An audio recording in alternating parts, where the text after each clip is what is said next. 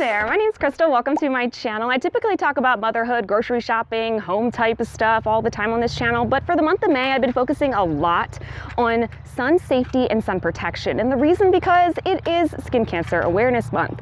And I've actually had skin cancer. I had a cancerous mole removed back in 2019, and since then I've learned a ton of information about sun safety, sun protection, and sunscreen. So I've had a good amount of sunscreens that I have tried, and I wanted to give you guys my thoughts on them. But before we can even dive into what those are, we gotta talk about the types of sunscreen, because you'll start to notice that I like to pick a specific kind of sunscreen, and I want you to know why.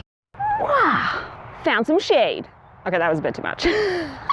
Take a pull to muscle. So there are two types of sunscreen, chemical and physical, or mineral sunscreens. These contain chemical ingredients, and this one contains mineral ingredients. How they perform on the skin is a little bit different. Chemical sunscreens are like a sponge and absorb those UV rays, where mineral sunscreens are kind of like a wonderful little shield that you paste onto your body, and they deflect the UV rays away from your skin. Another thing of note is that chemical sunscreens have less of a white cast, and mineral and physical sunscreens have more of a white cast and are a little bit more difficult to blend into the skin.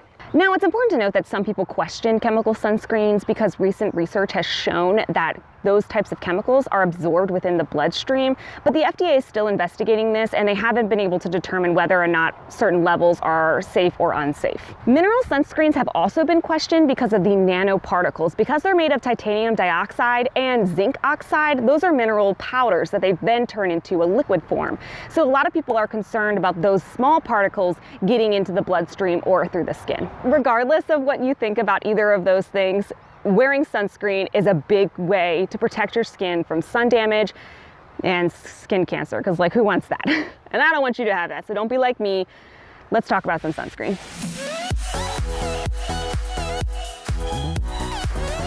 Whew, okay. Now that I've gotten everything, I feel like I was really close to the camera there, I'm so sorry. One of the chemical sunscreens that I have that my mom bought me was this Ultra Sheer 100 Plus Neutrogena one. I don't mind this, it's totally fine. It's definitely less greasy than a lot of the mineral sunscreens I'm gonna talk about right now.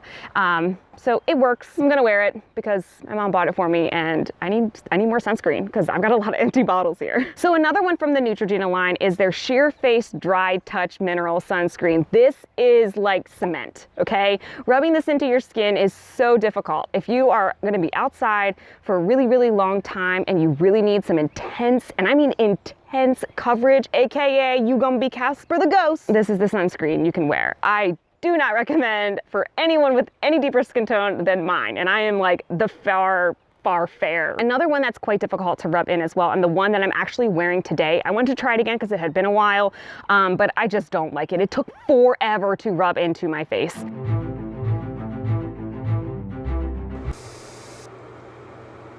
The Cerve Hydrating Sunscreen Broad-spectrum SPF 30. All of these mineral sunscreens will leave you with like an oily texture sometimes. They're just so heavy if you don't get the right ones. And because I have oily skin, it just makes me look even more greasy or like super glowy. However the light catches me, you know. This one I don't think is as bad as the Neutrogena one because there's less of a percentage of zinc oxide in here, and it has titanium dioxide in this one too. I've noticed that the higher the zinc oxide, the ingredient that's in most mineral sunscreens, the higher that is, the more likely you're gonna run into into white cast. Not always the case, but sometimes. So this one's like I bought this one because of the claims that is coral reef safe. Blue Lizard Australian Sunscreen 30 Plus UVA UVB Protection Broad Spectrum SPF 30. Whew. Man, I swear they're like squeezing like all the goods that they can on all these bottles. So this is their sport line. This is extremely thick. It is water resistant, so that's why a lot of your water resistant sunscreens are going to be a little bit thicker. It's important to have a water resistant sunscreen if you're swimming or something like that. Water intensifies UV light, increasing your risk of damage. So wearing a water resistant sunscreen is a way to go. I've used this, we'll continue to use this until it's empty. It's not quite expired just yet. So, oh yeah, keep in mind too, your sunscreens expire. And especially with the mineral ones, you wanna be careful. If it's expired, you probably don't want to be using it because it's gonna not give you the same amount of protection. You can't have that, you can't have that, I can't have that, nobody can have that. So just make sure you check the expiration date. So this is one that I really like under makeup. It is a mineral oil sunscreen from Clinique. The downside to this, now I did like it. It's expensive, okay? This cost me more than I would like to spend for, I think it's an ounce? Yeah, 1 ounce. And I use a lot of sunscreen. So this was definitely a kind of a stupid purchase.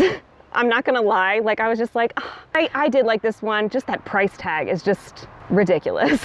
I personally think that your sun safety shouldn't come at such a huge price tag for the amount that you're getting. So I'm gonna say pass on this just because that it's so expensive. Okay, so the next one that I've got is this eltaMD UV Clear Broad-spectrum SPF 46. So I like this one, but it's not just a mineral sunscreen. It's also got chemical ingredients in it. So it's like a combo sunscreen. So the white cast is less than a lot of the other ones that I just showed you. I do like it, but I'm not wowed by it. And my skin is really oily, and this just, it still makes it more greasy, okay? So I need to find something like that mineral oil from Clinique that's gonna provide a nice good amount of coverage that isn't gonna make my skin oily, but at a much cheaper price tag with a better volume size, because I use a lot of sunscreen, a lot. So this is the hands down, probably my favorite one that I've tried so far. It's also from eltaMD, and that's their body sunscreen. I like this. It goes on pretty good. You rub it in between your hands, rub it on your arms and stuff. It works really great. It doesn't have a huge white cast. I will say if you are a deeper skin tone, you might notice the white cast a bit more. I did have a former coworker who has deeper skin tone than me try it, and it kind of made her face a little gray, but not as bad as some other ones. But that's just not flattering. They do have tinted versions of these as well. I can't really try tinted because tinted is too dark for me. All right, be sure to give this video a huge thumbs up and comment down below some of the sunscreens that you like to try. I like to try more and need to order some more, so please let me know some of the sunscreens that you like down below. All right guys, check out this video next for 4 tips to get your toddler to wear sunscreen. I know that they fight you. It's okay. I've got tips. They'll save you. Trust me. Until next week, protect your skin, and I'll see ya. Woo! Too many trucks are on the road, can't record just yet. Woo!